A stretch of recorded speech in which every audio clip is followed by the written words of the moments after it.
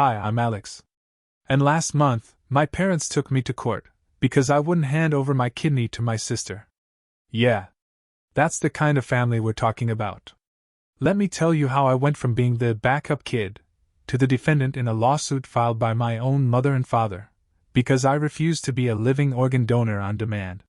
And how walking away from them wasn't just the hardest decision of my life. It was the best damn thing I ever did. Growing up, I was always Sabrina's little brother. Not Alex. Not a whole person. Just the quiet, awkward second kid brought into the world 3 years too late, and one gender too wrong to be impressive. Sabrina was a straight-A golden girl. Yale-bound, homecoming queen, debate team captain, science fair winner. If she ever took a deep breath, the school probably gave her an award for oxygen usage. And me? I drew. I doodled in math class, painted murals in the art room, and got a C in algebra that one time caused my father to sigh like a war widow. You'd think I brought shame upon the ancestors. My mom, Patricia, used to say things like, "Alex, you just marched to your own drummer," which we all knew was code for, "You're weird and not particularly useful." And my dad, Robert? His version of parenting was comparing me to Sabrina until I wanted to crawl into a locker and hibernate until college. I never got a celebration dinner, or a framed certificate, or a "We're so proud of you." Not when I won a local art contest, not when I got accepted to art school, not even when I opened my own design studio. They showed up for me once, the day they found out I was a 100% kidney match for their favorite child. I was 29. Living in a small but cozy apartment. Business was picking up, life was stable. I hadn't seen my parents in months, by design. Then my phone rang. It was my mom. And just hearing her voice, tight, brittle, on the edge of tears, put me on edge. "Alex," she said. "It's Sabrina. Her kidneys. They're failing." My heart dropped. Because despite everything, she was still my sister. She went on. "We're all being tested. You need to get tested too." And I did. Because I'm not a monster. Because if there was a chance I could help, I had to know. A week later, the results came in. I was a perfect match. Not just compatible, the match. And that's when everything exploded. Dad called, demanding to know when I'd scheduled the surgery. "No. How are you feeling?" "No concern. Just business. My body, their asset." I told him I hadn't decided yet. He exploded. "This is your sister's life, Alex. You're her only hope. You owe this to the family." I hung up. And the calls multiplied. 14 missed calls. 23 texts. Then Mom showed up at my door in full emotional manipulation mode. Teary, guilt-laced, all soft concern layered with a threat. "Either you do this, Alex," she said, "or you're no longer part of this family." She meant it. And when I said no, they sued me. For emotional damages. For maliciously backing out of a verbal agreement. For endangering Sabrina's life by refusing to donate my kidney. And that's where the real story begins. The summons arrived on a Tuesday morning, folded inside a thick envelope with Riverside County stamped across the front in bold black letters. I was still in pajamas, holding a coffee in one hand and a breakfast sandwich in the other, when the process server said, "Are you Alex Carson?" and handed me my own betrayal in legal paper form. My parents were suing me. In actual court. I skimmed the complaint 3 times before I could even breathe. They accused me of reneging on a verbal contract to donate my kidney. Said I gave them false hope. Said I caused severe emotional distress by thinking about it and then changing my mind. They were framing me as if I'd signed some kind of promise in blood and then walked away. I called Taylor, the one person in my life who had always known how messed up my family dynamic was. She answered on the first ring. "What's wrong? You sound like someone just ran over your cat." "They're suing me," I said flatly. "My parents. They're actually taking me to court over not donating a kidney." Taylor was silent for a beat. Then she let out a long, incredulous, "Are you ****ing kidding me?" I wasn't. She drove over in 14 minutes, still in sweatpants. "We need a lawyer," she said, sitting cross-legged on my couch while flipping through the lawsuit like it was a tabloid. Enter Gregory Thompson, a small-town legend of a lawyer who smelled like old books and espresso and had the calm, deadly confidence of someone who knew exactly how to dismantle idiots in court. First of all, Gregory said after reading the documents, they don't have a case. I blinked. What? They can sue you. Anyone can sue anyone for anything. But can they win? Absolutely not. But they're claiming. Doesn't matter, he interrupted. No court in the country is going to enforce a verbal organ donation contract. That would set fire to the Constitution. Bodily autonomy isn't optional, Alex. It's protected. And yet we had to fight it. Because once it's filed, it becomes real. Gregory filed the response. Court was scheduled. And the next thing I knew, my personal medical decision was a public controversy. The Riverside Chronicle got wind of it.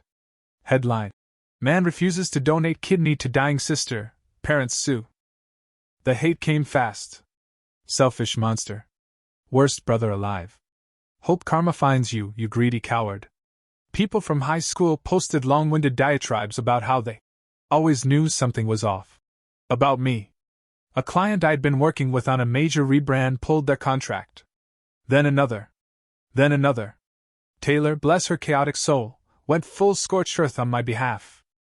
She made a Twitter thread explaining everything, how Sabrina had other options, how I was the only one being pressured, how my parents never even asked about my health or the risks of organ donation. The thread blew up. Support flooded in. Thousands of people shared their stories. Siblings who'd been guilted into giving up everything. Women disowned for saying no. Survivors of medical coercion. Bioethicists weighed in. Lawyers, doctors, psychologists. Suddenly, the narrative shifted. I wasn't just the brother who said no. I was a flashpoint for a much bigger issue, the weaponization of guilt in families. And yet, none of it made the anxiety go away. Because the day of the hearing was coming.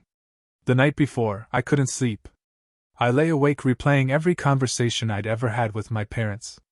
Every time I'd been told to be more like Sabrina. Every time I'd been ignored, dismissed, made to feel small. The courtroom was packed. Reporters lined the back wall. My mother dabbed fake tears with a monogrammed handkerchief. My father stared straight ahead like he was about to deliver a TED Talk on righteous parenting. Sabrina didn't even look at me.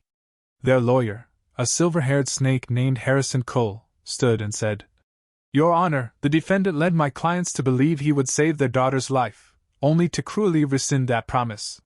Gregory stood, slow and sure. There is no evidence of a promise. And even if there were, there is no court in this country that can compel a citizen to undergo surgery against their will. Judge Brennan, stoic, sharp, gray curls tucked behind her ears, turned to me. Mr. Carson, she said, would you like to explain your decision to the court? I stood. My voice shook at first, but I steadied it. I got tested voluntarily. I never promised anything. When I learned I was a match, I said I'd consider donating. Then I researched. I talked to doctors. I found out that I would have to live the rest of my life with one kidney, with increased risk of disease and complications. I found out my sister refused dialysis, the one treatment that could have bought her time while waiting for another donor. I looked directly at my parents, and I realized this wasn't about saving Sabrina's life. It was about control. About making me useful for once. About extracting something from me because that's the only time they've ever truly seen me. The room was silent. My father started to rise, fists clenched. Judge Brennan slammed her gavel. Sit down. What came next would change everything. Call your next witness. Judge Brennan said, her voice firm enough to reset the room's energy like a fire alarm. Gregory stood calmly. The defense would like to call Dr. Samuel Stevens to the stand. The door at the back of the courtroom opened, and in walked Sabrina's attending nephrologist. Tall. Professional. Uncomfortable. I could see it in the way his eyes darted toward my parents, then to me. He was holding a manila folder, thick with charts. After being sworn in, Gregory stepped forward. Dr. Stevens, how long have you been treating Miss Sabrina Carson? Approximately 4 months, he replied. since her renal function began significantly declining. And in that time, have you recommended any treatment plans? Yes. We immediately placed her on a dialysis regimen, with the goal of stabilizing her condition while we pursued transplant options. Has she followed those recommendations? Dr. Stevens shifted in his chair. No, not consistently. Gregory didn't flinch. Can you clarify that for the court? She's skipped multiple dialysis appointments. Against medical advice. The courtroom murmured. My father turned red. My mother covered her mouth like she just watched someone kick a puppy. Gregory pressed on. Doctor, is dialysis a viable long-term treatment for someone in Sabrina's condition? Yes. He nodded. While not ideal, dialysis can maintain kidney function for years, even decades, for many patients. It is a common interim solution while awaiting a donor from the National Registry. And to your knowledge, is Miss Carson on the National Registry? She is.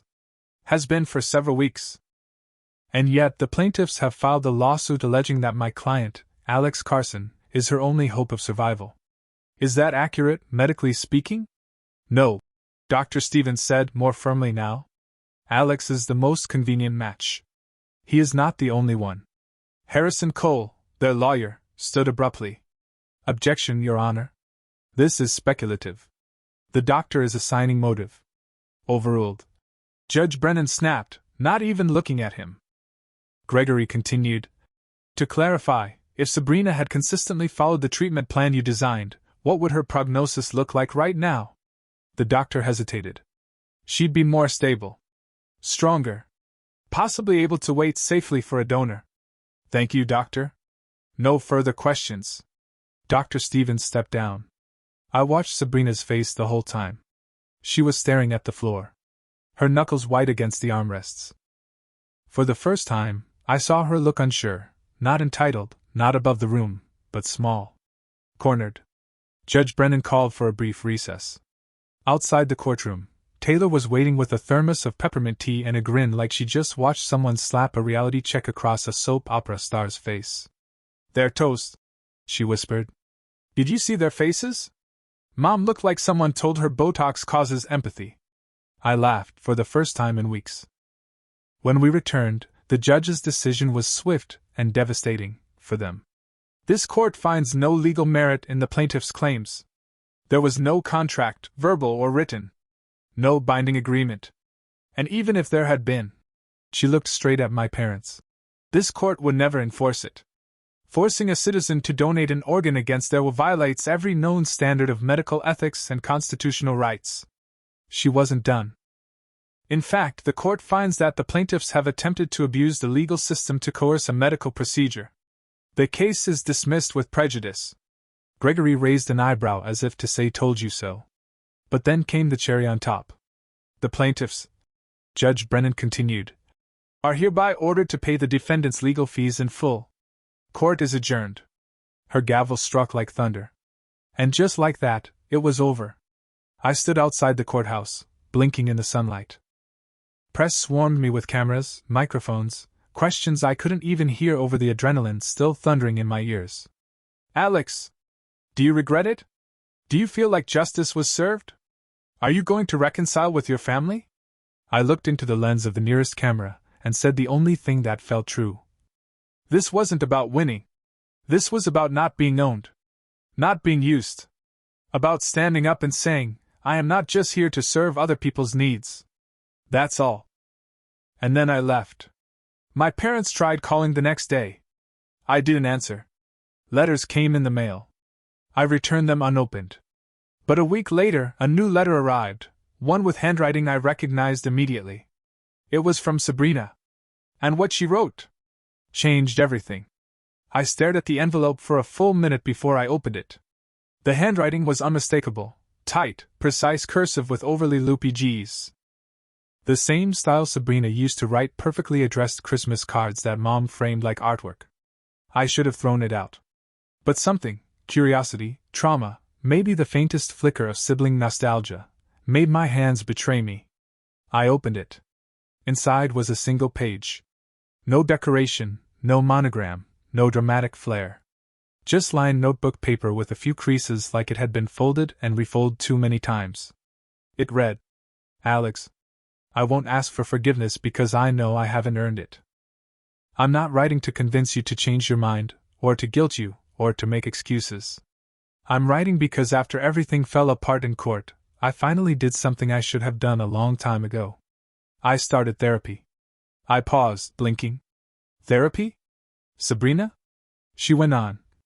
"My therapist asked me to write down the earliest memory I had of our family dynamic. And I realized I was 5 years old when I first learned I was the miracle. And you were the mistake." That's what Mom said once when she thought I couldn't hear her. We were done after Sabrina.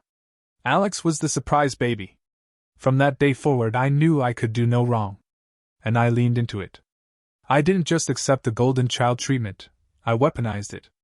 Every time they ignored you, every time they downplayed your art, your wins, your quiet strength, I let it happen. I like being the favorite. I like being the sun. And you? You were the orbit. I had to sit down.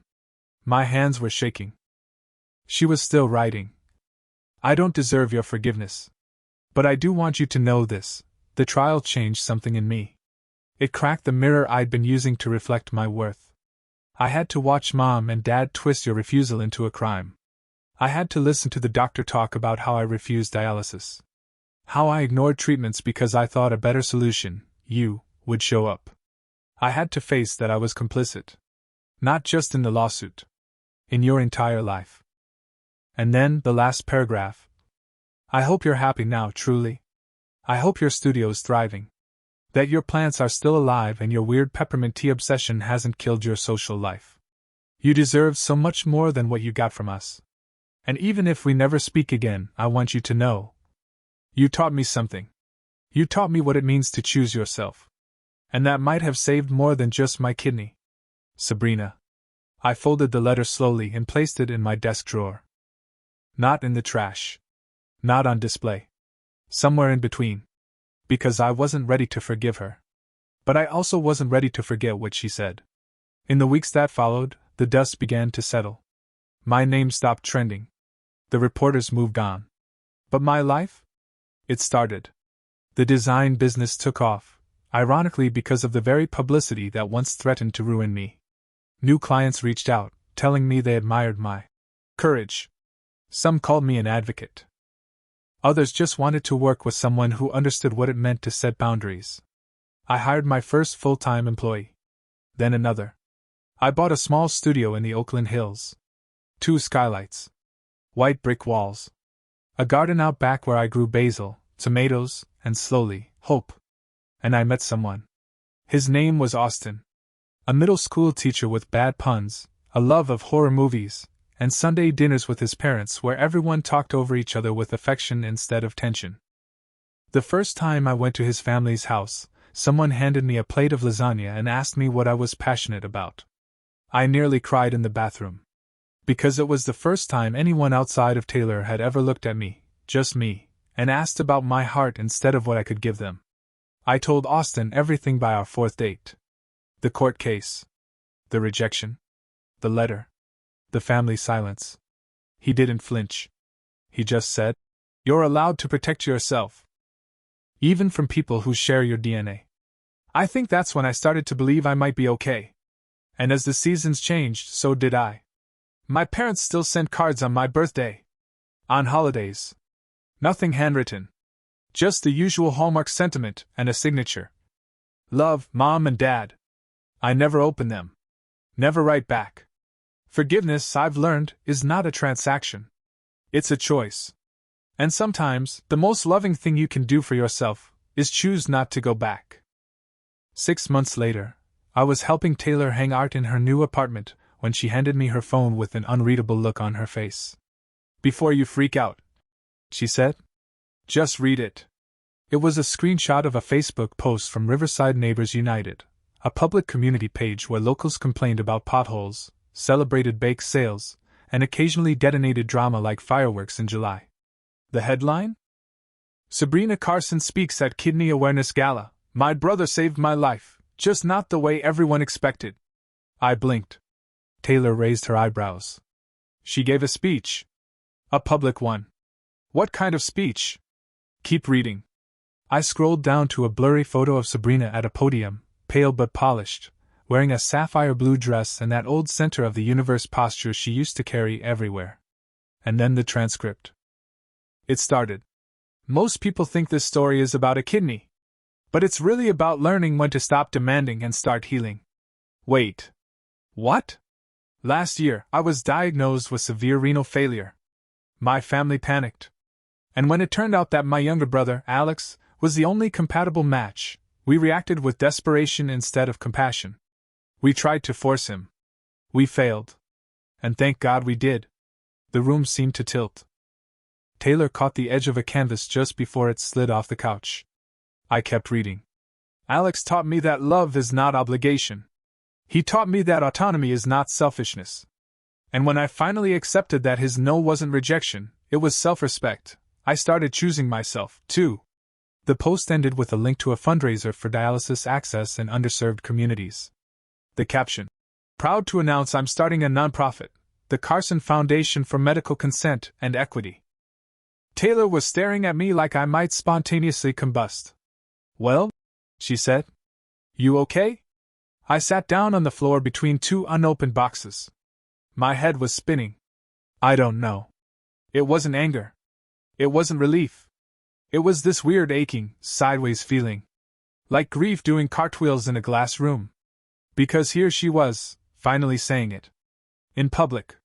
In words I never thought I'd hear. That I mattered. That I was right to say no. That I wasn't selfish, or cruel, or some second-rate spare part in her story. And she wasn't even asking for me to forgive her. She was just owning it.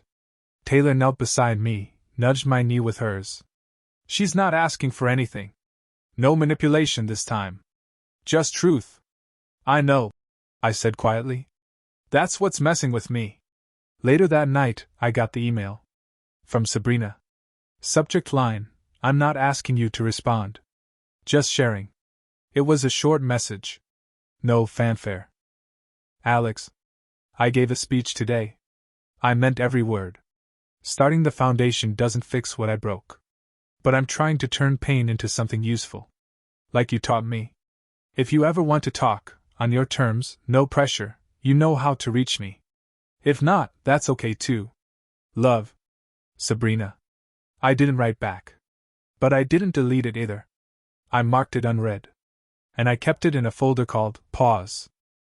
2 weeks later, I was at Austin's place, standing at the stove making lemon pasta while his niece drew rainbows on the kitchen tile with sidewalk chalk. Long story, when my phone buzzed. It was a call from an unknown number. I almost ignored it. Almost. But something in my gut told me to pick up. Hello? Is this Alex Carson? Yes. This is Judge Sarah Brennan's clerk. She asked me to reach out. There's an event next month she's helping organize, a legal ethics panel at UC Riverside. She specifically requested you as a guest speaker. Said your case sparked an important national conversation. I nearly dropped the pasta spoon. She wants me to speak? Yes. On medical autonomy, family coercion, and the ethics of personal boundaries. There's also a scholarship being named after you. Wait, what? The Carson Award. For students pursuing careers in medical law with an emphasis on patient rights. I stood there like someone had hit pause on my brain. From defendant to symbol? From cautionary tale to case study? I wasn't sure what to say. But later, as I watched Austin's niece carefully draw hearts around her rainbow and say, Look, Uncle Alex, it's a happy sky now. Something in me settled. Not healed. Not whole. But clear. This story wasn't just mine anymore. It belonged to others now, others who needed to know it was okay to say no. That protecting your body wasn't betrayal. That choosing peace over performance wasn't weakness. I accepted the invitation. And when I stood at that podium 4 weeks later, in front of 300 law students, faculty, reporters, and ethics professors, I opened with this. My name is Alex Carson. And the most loving thing I ever did for my family was walk away from them. The event was held in a vaulted hall on the UC Riverside campus, wood-paneled walls echoing with polished ambition and student energy. I stood behind the podium, palms damp, staring down at my note cards that I hadn't even glanced at once since I walked on stage. I didn't need them. The words were already living in me. I talked about what it means to grow up being the other child. About being expected to give endlessly to people who never gave back. About being taught that love means sacrifice, but only yours, never theirs. I told the room how my parents used guilt like currency. How they weaponized family ties into shackles. And how saying no wasn't easy, it was terrifying. Because the consequences weren't imaginary. They were legal. I closed with the truth that had taken me 30 years to learn. Boundaries aren't walls you put up to shut people out. They're doors you choose who to open for. And for too long, I thought I didn't deserve to have a door. Applause rose like a wave. A few students stood. The dean clapped. One woman in the back was crying openly. Afterward, a line formed, young people with notebooks, professors with business cards, a nervous girl who whispered, "Your story helped me tell my dad I wasn't going into pre-med just to make him happy." But what caught me off guard was the person waiting quietly by the exit. My old high school art teacher, Mrs. Carmichael. She looked exactly the same, giant jewelry, unapologetic curls, paint under her nails like always. "I heard about the trial," she said, pulling me into a hug before I could fully register her presence. "And when I saw your name on the event flyer, I had to come." I smiled. "I still have that tiny canvas you made us paint on the first day of freshman year. Mine was a volcano." She laughed. "You called it eruption of self. Dramatic little thing, weren't you?" "Still am." She sobered, then placed a hand on my shoulder. "I'm proud of you. Not just for surviving, but for becoming." You know? I did. And it meant more than I could say. The speech made headlines. Again. This time not as the selfish brother, or the defendant, but as Alex Carson, advocate for medical ethics. People started reaching out, not just lawyers or journalists, but families. A woman whose son refused to be a bone marrow donor for his estranged father. A trans teen whose parents tried to coerce surgery. A nurse who'd quit her job after witnessing too many patients pressured into signing consent forms they didn't understand. The letter that gutted me most came from a woman in Ohio. "Your story gave me the strength to say no when my ex demanded I donate part of my liver. He said I owed it to him for paying rent for a year. I said, no, I owe my life to me. Thank you for showing me that." That night, I sat on my back porch, wrapped in a blanket, Austin beside me with a glass of red wine and a sleepy grin. "You're turning into a bit of a celebrity," he teased. I shook my head. "I'm not trying to be anyone's hero." "I know," he said. "But maybe that's what makes you one." He kissed my shoulder. I leaned into him. And for the first time, I felt what safety really meant, not just physical, but emotional. A kind of safety that says, you don't have to earn your place here. Then, one quiet Sunday morning it happened. I got another letter. Not handwritten this time. Typed. Formal. It was from my parents' lawyer. Inside, it said that Robert and Patricia Carson, my parents, had decided to formally terminate their attempts at reconciliation and release all claim to ongoing familial obligation or connection. They were, essentially, disowning me in writing. There was a notarized statement. Signatures. A short addendum saying they had updated their wills to exclude me entirely. That all remaining assets would be left to Sabrina. I read it 3 times. Taylor read it once and then said, "Wow. Imagine being so committed to missing the point that you legally doubled down on the thing that made them lose in court." I didn't cry. I didn't even get angry. I just folded the paper and placed it in the same drawer where I kept Sabrina's letter. And I thought, good. Because this wasn't their story anymore. It wasn't about the inheritance, or the name, or the empty chairs at Thanksgiving. It was about freedom. It was about choosing peace over performance. And if they wanted to make it official, if they wanted to prove, once and for all, that love in our family had always been conditional, then so be it. Let the record show. I was never theirs to discard. I just finally stopped begging to belong. It was late October when the doorbell rang. I wasn't expecting anyone. Austin was at a school retreat. Taylor was off the grid on a no Wi-Fi camping cleanse. she'd roped her girlfriend into. I opened the door in my slippers, holding a half-eaten apple, and there she was. Sabrina. Not a letter. Not a Facebook post. Her. In jeans and a hoodie. No makeup. No entourage. Just a woman on a porch, arms wrapped around herself like a human apology. Hey, she said quietly. My heart did that awkward lurch thing. Not panic. Not pain. Just this weird ache of everything we never said. I didn't move. Didn't open the door wider. I'm not here to change anything, she said quickly. I know the letter helped you, or at least I hope it did. She reached into her coat pocket, pulled out a small, beat-up flash drive. I found something. From when we were kids. It's a video Dad took. Remember that old handheld camera he used to bring to birthday parties? I nodded once. This was your 7th birthday, she said, holding out the drive like it weighed 10 pounds. You were opening art supplies. I was being me. I said something awful. I didn't even remember it until I watched it. What did you say? She blinked. Her voice cracked. I said, why does he get presents? He's not even supposed to be here. A silence settled between us. I've been trying to find the right way to apologize for a lifetime of things like that, she whispered. But maybe letting you see it, letting you remember what you survived, maybe that's the best I can do. I didn't take the drive. But I didn't close the door either. Sabrina looked down, nodded like she understood, and gently set it on the porch railing. No pressure. Ever, she said. You get to decide what you need now. That's the rule. Then she left. And for a long time, I stood there staring at the flash drive like it held a time bomb. Or a key. It took me 3 days to plug the flash drive in. I waited until a quiet Sunday afternoon, curtains drawn, tea steeping, my laptop opened like a portal to a place I wasn't sure I wanted to revisit. The file was called birthday_7. Movie. I clicked play. There I was. 7 years old, missing a front tooth, grinning wide as I tore into a box of Crayola markers and watercolor pads. My bowl haircut was tragic. My joy. Radiant. Then the camera panned to Sabrina. 10 years old. Arms crossed. Scowling in that practiced way only eldest children perfect. Off camera, Dad said. Smile, sweetheart.